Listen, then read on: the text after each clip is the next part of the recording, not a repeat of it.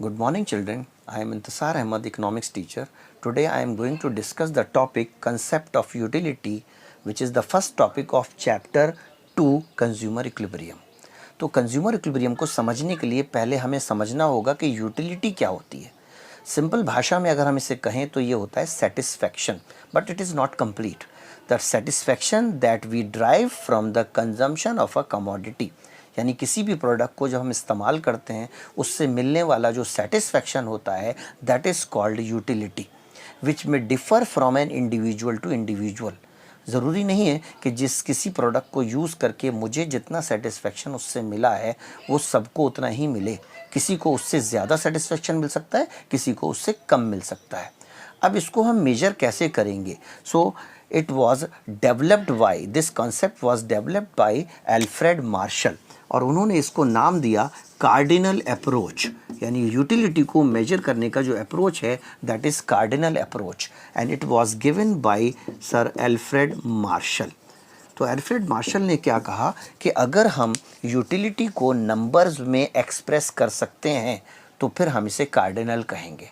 Numbers में express करने का क्या मतलब है? सपोज़ मैं प्यासा हूँ और मैंने एक गिलास पानी पिया और सपोज़ मुझे उससे 10 यूटिल सेटिस्फैक्शन मिल गया, then it would be called cardinal approach, कि मैंने उसको कैलकुलेट कर लिया in terms of money. That is important.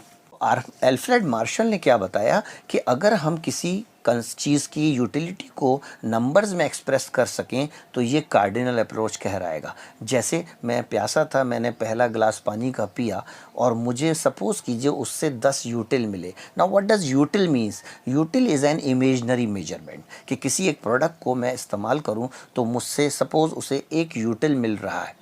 तो अगर मान लो मैं बहुत प्यासा हूँ और मैं एक ग्लास पानी के लिए 10 रुपये देने को तैयार हो सकता हूँ, तो इसका मतलब I am getting 10 util from that glass of water, and अब universal assumption is 1 rupee is equal to 1 util. तो अगर मैं बहुत प्यासा हूँ और 10 रुपये खर्च करने को तैयार हो सकता हूँ उस पानी के गिलास के लिए, it means I am getting 10 यूटिल। लेकिन कोई ज़रूरी नहीं है कि दूसरे कंज्यूमर को भी उसमें उतना ही सेटिस्फैक्शन मिले। हो सकता है उसको उतनी ज़्यादा प्यास नहीं है, so he may be getting 5 util from that glass of water, so he would be ready to pay 5 rupee। तो इसका मतलब ये हुआ कि यूटिलिटी को अगर हम नंबर्स में एक्सप्रेस कर सकें तो ये कार्डिनल अप्रोच है जो मार्शल ने कहा था। और दूसरी इम्पॉर्टेंट बात, क्योंकि यूटिलिटी को हम मापेंगे कैसे, for that what we are doing, we are calculating it in money terms, कि how much util we are getting by spending a rupee. कि मान लीजिए हम 1 रुपया स्पेंड कर अगर 1 यूटिल ले पाते हैं किसी चीज़ से, तो इसका मतलब हम 10 रुपये अगर खर्च कर रहे हैं, so we are going to get 10 util. Now there are 2 types of utility. Number 1 total utility and second is marginal utility. Total utility का क्या मतलब हुआ कि सपोज़ कीजिए मैंने किसी प्रोडक्ट के 4 यूनिट इस्तेमाल करे, तो टोटल 4 यूनिट से मुझे कितना सेटिस्फैक्शन मिला। जैसे इसको एक एग्जांपल से ले सकते हैं हम, कि सपोज़ कीजिए मुझे भूख लगी है, मैंने एक चपाती खाई तो उससे मुझे कुछ सेटिस्फैक्शन मिला होगा, लेकिन अभी मेरा पेट नहीं भरा, तो मैंने दूसरी चपाती खाई, अब उससे भी मुझे कुछ सेटिस्फैक्शन मिला होगा। Similarly I am going for third and finally I am going for fourth. तो इन टोटल अगर मैंने 4 चपातियाँ इस्तेमाल की तो उन चारों से मुझे टोटल सेटिस्फैक्शन कितना मिला, it is called total utility. So what is marginal utility? Marginal utility ये बताता है कि मैंने जैसे 4 चपातियाँ खाई थी और मुझसे कुछ टोटल सेटिस्फैक्शन मान लो 20 मिल गया, तो अगर मैं 5 खाता हूँ तो 5वीं मुझे कितना एक्स्ट्रा सेटिस्फैक्शन दे रही है, ये मुझे मार्जिनल यूटिलिटी बताती है। तो एक प्रॉपर डेफिनेशन क्या होगी मार्जिनल यूटिलिटी की? It is the additional utility a consumer gets from the consumption of 1 more unit of a good, यानी मैंने किसी चीज़ का 1 यूनिट ज़्यादा इस्तेमाल किया, उससे मुझे एक्स्ट्रा सेटिस्फैक्शन कितना मिला, ये मुझे मार्जिनल यूटिलिटी बताता है। So first of all I am giving you the formula to calculate total utility and marginal utility, then I will explain you with the help of a table. So if suppose you want to calculate total utility, then marginal utility अगर हमें दिया गया है, हम उसका सम करते चले जाएं, हमें टोटल यूटिलिटी मिल जाएगा। और एक सिंपल तरीका ये भी है कि utility from first product plus utility from second product plus utility from third product and plus utility from fourth product. मान लीजिए मैंने 4 प्रोडक्ट इस्तेमाल करे, तो उन चारों से मुझे जितना टोटल सेटिस्फेक्शन मिला, अगर मैं उनको जोड़ दूं तो ये मेरा टोटल यूटिलिटी है। सिमिलरली मार्जिनल यूटिलिटी का सम करता चला जाऊं तो वो भी टोटल यूटिलिटी बन जाता है। नाउ अगर मुझे टोटल यूटिलिटी दिया हुआ है और मुझे मार्जिनल यूटिलिटी कैलकुलेट करना है, then the formula may be total utility upon delta Q, that is delta T U upon delta Q. Delta stand for change, तो चेंज इन टोटल यूटिलिटी, यानी पहले कितनी यूटिलिटी मिली, बाद में कितनी मिली, उसका डिफरेंस ले लो and divided by the change in quantity. जैसे मान लीजिए मैंने पहले 1 इस्तेमाल करा फिर 2, तो 2 माइनस 1 यानी एक एडिशनल यूनिट ने मुझे कितना सेटिस्फेक्शन दिया, ये मुझे मार्जिनल यूटिलिटी बताएगा। इसका और भी फॉर्मूलाज हो सकते हैं। M U is equal to T U N plus 1 minus T U N, मतलब पहली मैंने जितनी टोटल यूटिलिटी ली थी और जब मैंने एक और ज़्यादा प्रोडक्ट इस्तेमाल किया, उन दोनों का डिफरेंस निकाल लूँ तो उससे भी मार्जिनल यूटिलिटी मिल जाएगी। एक और फार्मूला हो सकता है, M U is equal to T U N minus T U N minus 1, यानी जब मैंने 4 प्रोडक्ट यूज़ करे उससे टोटल सेटिस्फेक्शन कितना मिला और उससे एक कम किया 3, तो उनके डिफरेंस से भी मार्जिनल यूटिलिटी मिल जाएगी। So these formulas can be applied to calculate marginal utility from total utility. So now I am going to make a table और उसके बेसिस पर मैं आपको फिर इसका रिलेशनशिप समझाता हूँ। So first of all we will make a table in which we will have some assumed values, that suppose I am consuming some units of a good, कोई भी हो सकता है, then total utility and marginal utility. Number 1, suppose कीजिए मैंने पहला product इस्तेमाल किया और उससे मुझे 10 यूटिल सेटिस्फेक्शन मिला, तो टोटल भी 10 ही हुआ, मार्जिनल भी 10 ही हुआ। सेकंड यूटिल जब मैंने यूज़ किया, सेकंड यूनिट कंज्यूम किया, तो suppose I got extra satisfaction 8, और ये ऐसा क्यों हुआ है, ये लॉ के बेसिस पर है, which will be in continuation, आगे के टॉपिक में आपको मिलेगा कि हर बार जब भी हम किसी प्रोडक्ट को लगातार यूज़ करते हैं, नेक्स्ट प्रोडक्ट से हमें पहले के मुकाबले सेटिस्फेक्शन कम मिलता है। तो इस 8 को हम 10 में जोड़ दें तो ये हो गया 18, ये हमारी टोटल यूटिलिटी हो गई from the consumption of 2 goods. अब हमने थर्ड यूज़ किया और उससे हमें मार्जिनल यूटिलिटी मिली 6, so 18 plus 6 will be 24।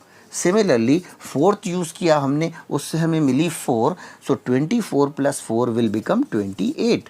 Suppose fifth unit use किया, उससे मिला सेटिस्फेक्शन 2, सो 28 प्लस 2 यानी 5 से टोटल मिल गया 30। और एक पॉसिबिलिटी और ले लेते हैं, सपोज मैंने 6 प्रोडक्ट यूज़ किया और उस 6 से मुझे कोई सेटिस्फेक्शन नहीं मिला। मान लीजिए 5 चपाती मैंने खाई और मेरा पेट भर गया। अब छठी चपाती अगर मेरे सामने रख दी जाएगी, मेरे खाने की गुंजाइश नहीं है, it is giving me 0 satisfaction. So when 0 is added to 30 it will remain 30। तो ये एक तरह से मेरा मैक्सिमम सेटिस्फेक्शन हो गया।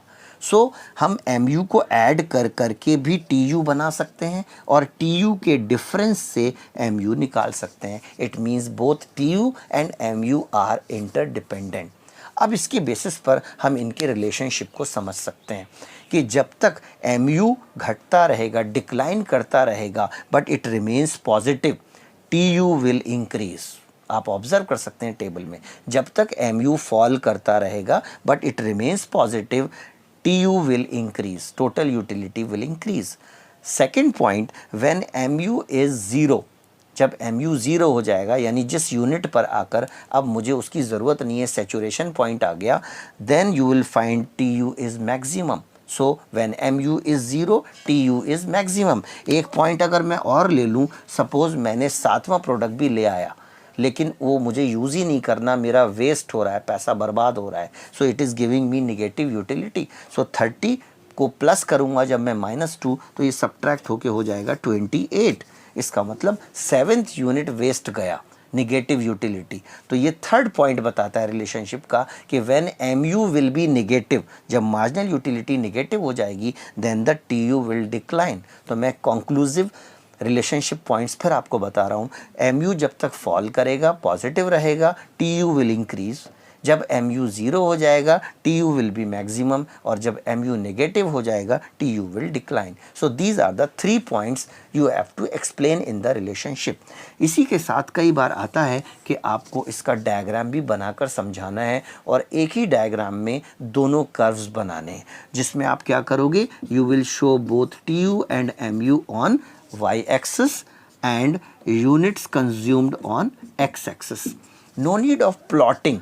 प्लॉट करना कहीं भी ज़रूरत नहीं होती, वेस्टिंग ऑफ टाइम है, तो प्लॉट नहीं कर रहे हम इस चीज़ को समझा रहे हैं कि टी यू क्या हो रहा है, इनिशियली बढ़ता चला जा रहा है, मैक्सिमम होने के बाद एक जगह डिक्लाइन हुआ है, यू कैन सी डिक्लाइन हो रहा है, ठीक है, पहले मैक्सिमम और फिर डिक्लाइन हुआ, इसका मतलब शुरू से ही वो इंक्रीज होता है, so it will be an upward slope, और अगर हम इस स्लोप को नाम देना चाहें तो इस concave upward, then reaching to its maximum point it is falling. But what will happen to the mu curve? mu beginning से ही decline कर रहा है, इसका मतलब downward slope, negative relation, as I am consuming more and more it is declining. So ये घटना शुरू हो जाएगा, शुरू से डिक्लाइन करेगा, कहाँ तक, कहाँ जाकर ये ज़ीरो होगा, इंटरसेक्ट करेगा एक्स एक्सिस से, where T U is maximum, so at that point it will intersect x-axis, will pass on x-axis and then will go below x-axis. Why? Because now tu is declining, so mu is becoming negative. तो tu को हमें upward slope बनाना है, concave upward, maximum point दिखाना है and then decline. mu को शुरू से ही हमें downward slope दिखाना है, और एक जगह जहाँ tu maximum है उस जगह ये पास ऑन करेगा x axis को, और उसके बाद बिलो चला जाएगा जब tu डिक्लाइन होता है. So this is all about the relationship between tu and mu, which will help you in understanding the law that is coming in next, law of diminishing marginal utility.